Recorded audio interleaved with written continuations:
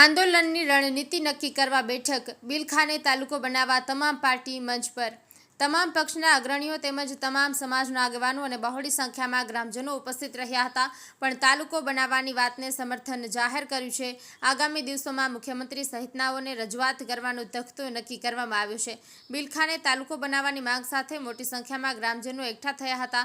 વર્ષો જૂની માંગણી હોવા છતાં અન્યાય સામે અવાજ ઉઠાવવા મુખ્યમંત્રી સહિતનાઓને કરાશે રજૂઆત। અંદાજિત 12,000ની વસ્તી ધરાવતા બિલખાને તાલુકો બનાવવાની માંગ ઉગ્ર બનતી જાય છે।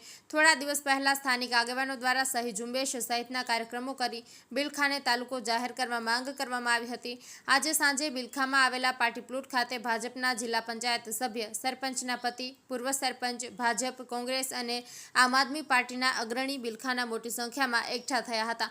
કેવી રીતે આંદોલન કરવું તેની રણનીતિ નક્કી કરવામાં આવી છે।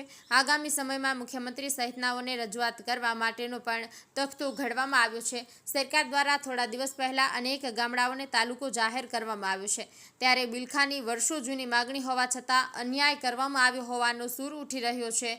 બિલખામાં દિવસે દિવસે તાલુકો બનાવવાની માંગણીને વધુ જોર પકડતો જાય છે, ત્યારે આ લડાઈ બિલખા તાલુકા નિર્માણ સમિતિના નેજા હેઠળ લડવામાં આવશે।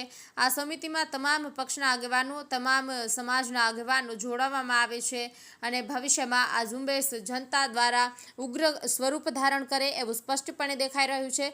જનતાની માગણી છે કે વાતાવરણ ઉગ્ર બને એ પહેલા બિલખાને તાલુકો બનાવવાની વ્યાજબી માંગણીનો સરકાર દ્વારા સ્વીકાર કરવામાં આવે।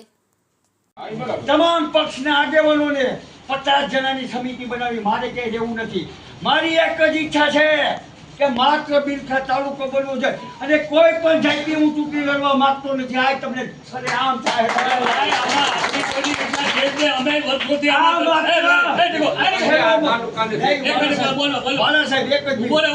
કોઈને એમ થતું કે ટીકું આ બધું કરે ચૂંટણી લડવા હતું, હું કોઈ પક્ષની તરફદારી નથી કરતો।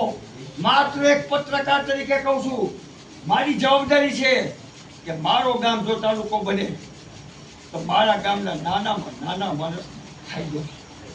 બસ એ જ મારી તમન્ના છે કે બિલખા તાલુકો બનવો જોઈએ। અને આ કોઈ મને સરકાર અમે હજી કહું છું વાંધો નથી, પણ જો આ સરકાર તાલુકો ન બનાવે તો તહેજીસથી કહું છું કે એની સામે મારે વાંધો છે।